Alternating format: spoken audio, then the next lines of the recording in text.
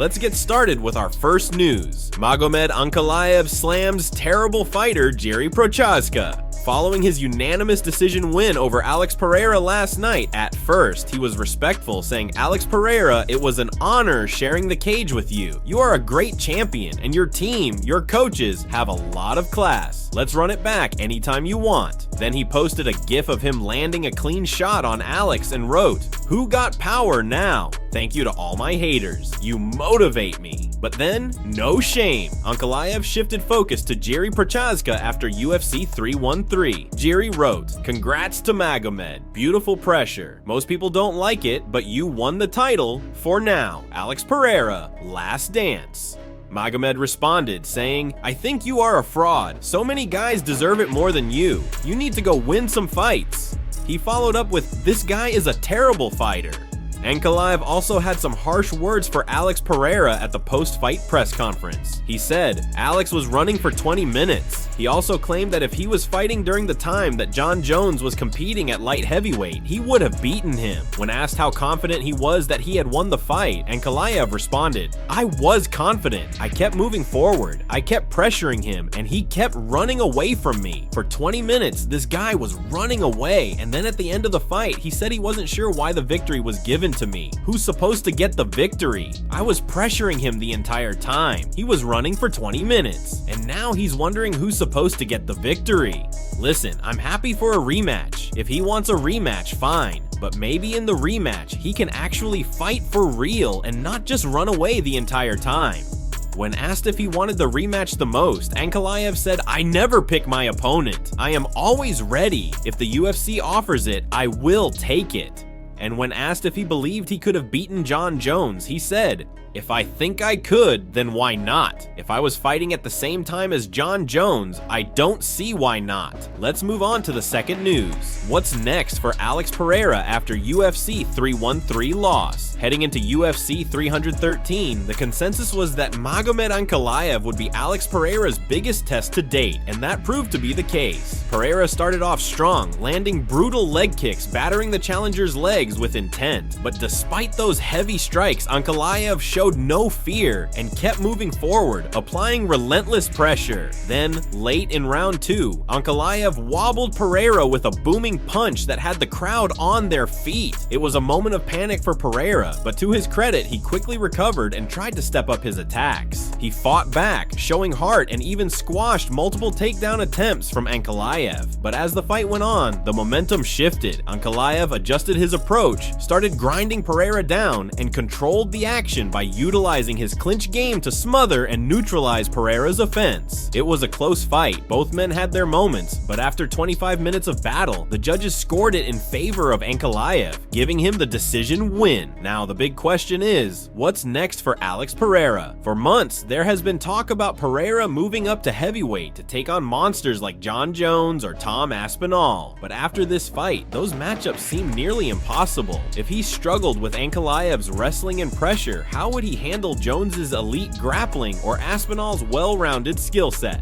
One plausible option would be an immediate rematch. Let's not forget, Pereira defended the light heavyweight title 3 times, proving himself as a dominant champion, and right now there is no clear-cut challenger waiting. Because of this, Dana White himself agreed that an immediate rematch makes the most sense. At the post-fight press conference, he straight up said, "The rematch is probably next," but Ankalaev isn't convinced that Pereira deserves it. He went off calling out Pereira for even thinking he won the fight. He straight up roasted Pereira, saying, "He ran around the whole time. He wasn't sure why the victory was given to me. Listen, I'm happy for a rematch, but maybe in the rematch, he can actually fight and not just run away the entire time."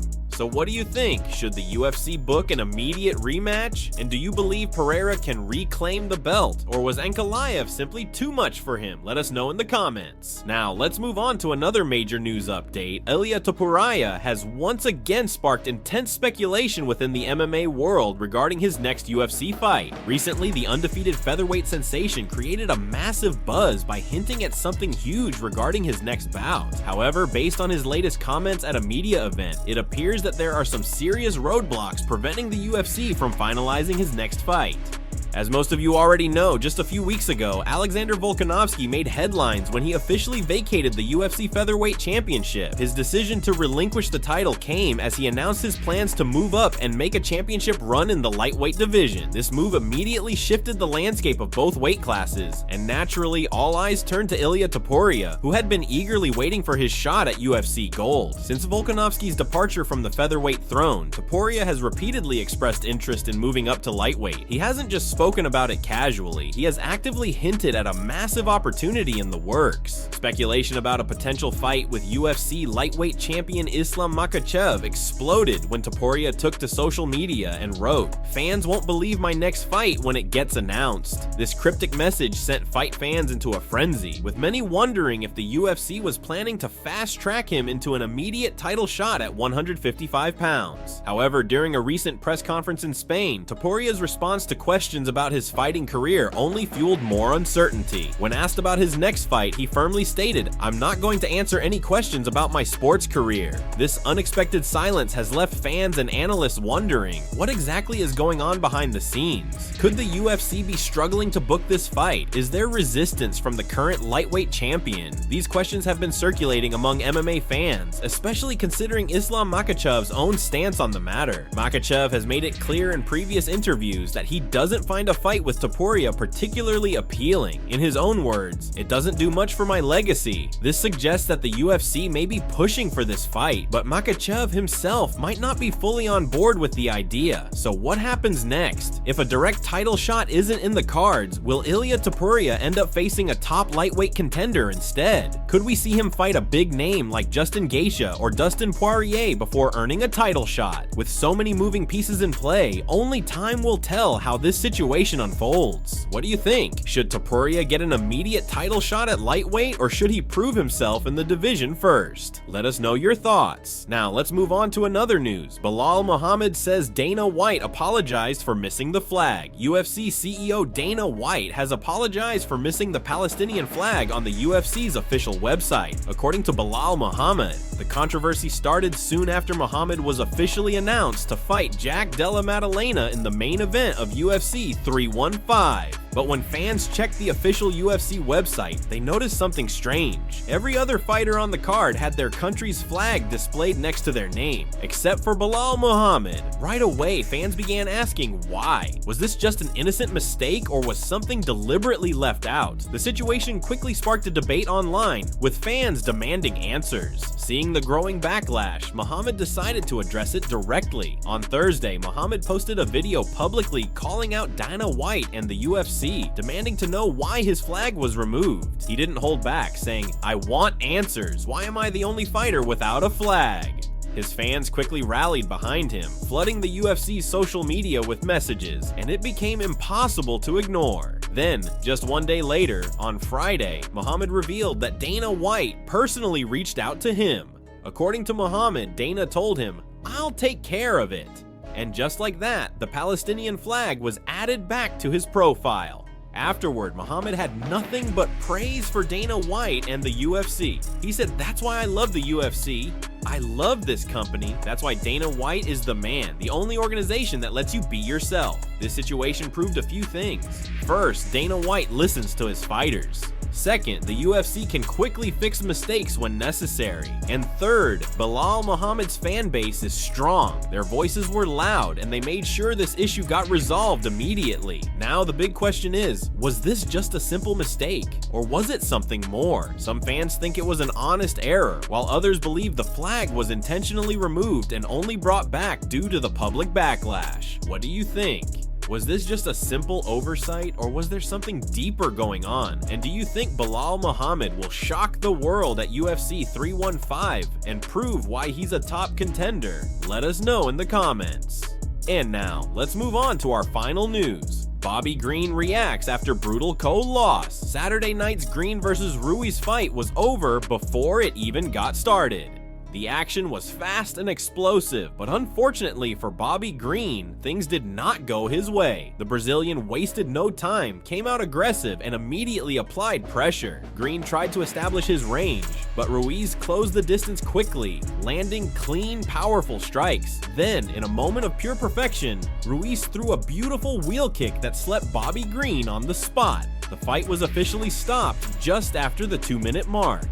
The impact was so devastating that no follow-up punches were even necessary. The referee jumped in immediately as Green collapsed to the mat, completely unconscious. The arena went wild, and just like that, Ruiz had secured one of the biggest wins of his career. Shortly after the loss, Bobby Green broke his silence and released a video statement addressing his fans. Instead of making excuses, he handled the defeat like a true warrior. With a calm and composed attitude, Green said, "This is the game we play.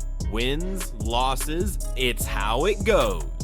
He showed respect to his opponent, giving credit where it's due, saying, "Shout out to Ruiz, you did your thing, brother. I'd like to see you have success in your future." Despite the loss, Green made it very clear that he's not done fighting. He took a moment to thank his fans, showing appreciation for those who continue to support him, saying, "Shout out to everyone who rides with me. I love you guys. Thank you for supporting me." But the most important message from Bobby Green, he's not giving up. He reassured everyone that this isn't the end, saying, "We're not done. I just need some time to get back in the cage.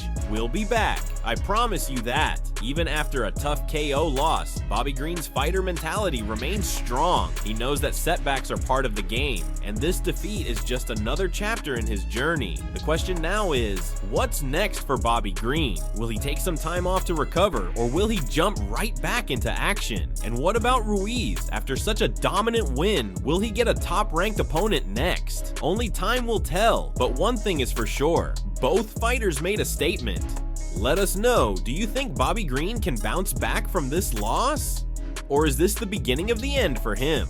Drop your thoughts in the comments. That's it for today's news. Let us know what you think in the comments. Stay tuned for more exciting updates.